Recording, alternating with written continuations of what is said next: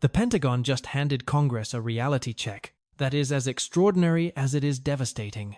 While the smoke was still rising from strikes that killed Iran's supreme leader, administration officials were behind closed doors on Sunday, admitting something that changes the entire narrative.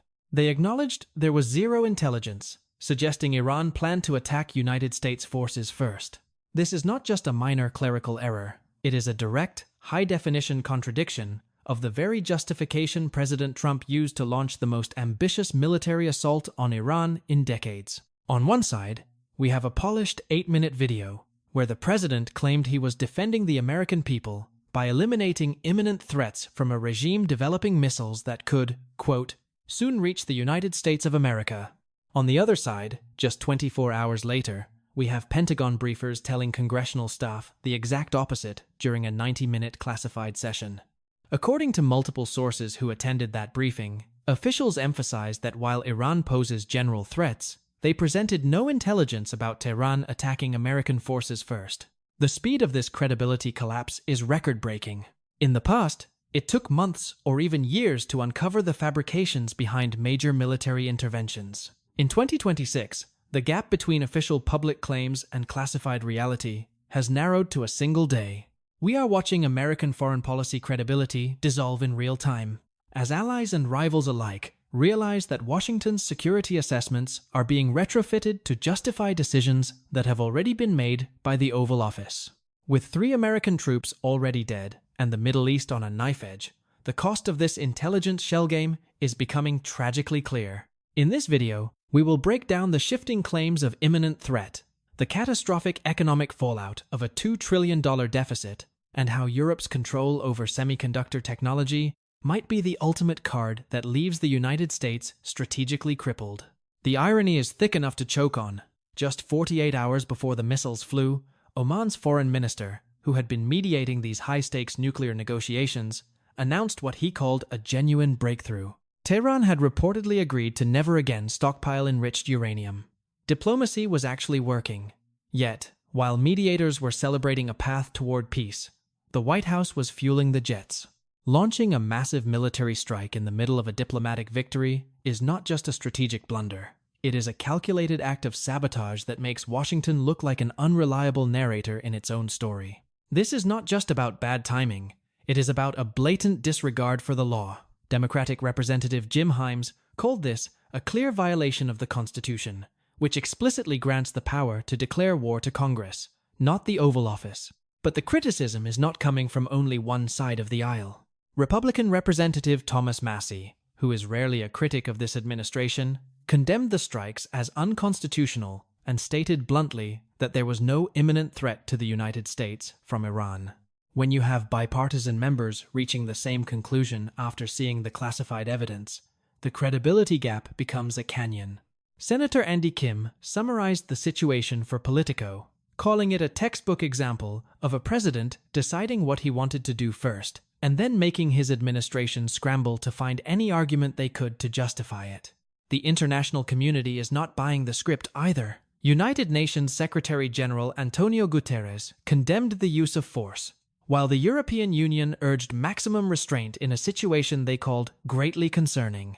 Even China's foreign minister warned that this sets a worrying precedent of striking whenever negotiations do not go exactly the way Washington demands. This is what constitutional scholars describe as a war of choice, one that bypasses the democratic process and leaves the United States isolated while its own lawmakers scream foul from the sidelines. If you think the political damage is bad, wait until you see the receipt. While Washington plays at being a global sheriff, the American economy is being handed a bill it simply cannot pay. According to the latest reports from the Congressional Budget Office in February 2026, the federal deficit is projected to exceed a staggering $2 trillion this year. That is not just a number on a spreadsheet. It is a fiscal time bomb. We are funding an unprovoked escalation in the Middle East, while our own financial house is essentially on fire. The markets are already reacting to the smell of smoke. Financial analysts at major firms are now pricing in a recession probability of between 30 and 42% for the United States economy this year. It is a masterclass in economic self-sabotage. You cannot maintain global hegemony when your currency is being devalued by reckless spending. and your domestic stability is crumbling under the weight of an unnecessary war. Meanwhile, the social cost is mounting. We are seeing an unprecedented trend of millions of people considering their future elsewhere as economic and political instability compounds. It turns out that the American public is less interested in regime change in a country 4 times the size of Iraq when they can barely afford the cost of living at home. As the administration prioritizes missiles over manufacturing and bombs over budgets, the average citizen is left to wonder why their economic security is being traded for a conflict that the Pentagon admits was not based on any imminent threat. This is not just a war on Iran. It is a war on the American taxpayer's future. Washington is quickly finding out that its old school with us or against us diplomacy has a very short shelf life in 2026. The Gulf Arab states, which have hosted United States military facilities for decades, are now looking for the exit signs. They are tired of being caught in the crossfire of wars they never signed up for. Despite intense pressure from the Oval Office, Saudi Arabia has flatly refused to allow the use of its airspace or bases for these strikes. The United Arab Emirates went even further, stating bluntly that it will not allow military operations to be launched from its territory. When your own hosts start locking the doors and pulling the curtains, your strategic position isn't just weakening, it is evaporating. But the real knockout blow isn't coming from the desert.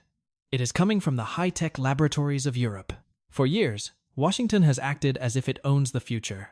But the reality is far more fragile. Europe holds the ultimate card in this geopolitical poker game. American military and artificial intelligence capabilities are fundamentally dependent on specialized European manufacturing technology and telecommunications infrastructure. Most notably, the specialized lithography machines required to build the world's most advanced semiconductors are a European monopoly. The more Washington demonstrates a willingness to launch wars based on fabricated intelligence, the more European governments question whether maintaining these dependencies serves their own security interests. The European Union's goal to double its share of global chip production to 20% by 2030 is not just an economic target, it is a declaration of independence. If Europe decides to throttle access to their essential manufacturing equipment, the United States military machine would be effectively crippled on the technological front.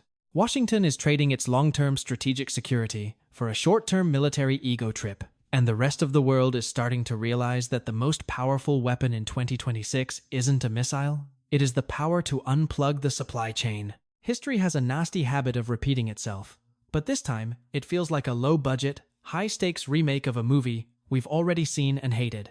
We have been here before. In 2003, the invasion of Iraq was sold to the world on the back of fabricated intelligence about weapons of mass destruction. Back then, it took months for the truth to fully emerge. In 2026, the mask didn't even stay on for a full day. The Pentagon's admission that there was no imminent threat arrived while the smoke from the strikes was still visible on satellite feeds. It is the same old rerun, only this time the plot holes are big enough to drive a carrier strike group through. The administration is currently hallucinating a victory through regime change. But let's look at the map. Iran is nearly 4 times the size of Iraq, with more than twice the population. Senior United States officials are already telling reporters they are pessimistic about any Washington-backed opposition figure actually taking control. One former intelligence official stated that if the Iranian people do rise up, their success depends on the local military standing aside an unlikely scenario when the regime's remnants are backed into a corner and armed to the teeth. The final verdict is clear. You cannot lead a world that no longer trusts your word. Why would any nation enter nuclear talks or diplomatic negotiations with Washington when there is documented evidence that the United States will launch missiles while mediators are literally announcing breakthroughs?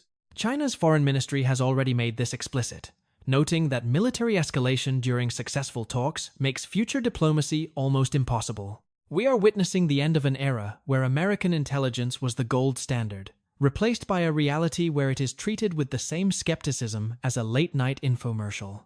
Thank you all so much for watching. It is clear that the gap between the official story and the truth has never been wider, and the price tag for this deception is being paid in both American lives and trillions of taxpayer dollars. But I want to hear from you. Is this the final collapse of American credibility on the world stage? Or is the international community overreacting? How should we hold leaders accountable when their public justifications don't survive a 24-hour news cycle? Drop your thoughts in the comments below. I read as many as I can, and I love a good debate. Don't forget to subscribe for more deep dives into the data Washington doesn't want you to see. I will see you in the next one.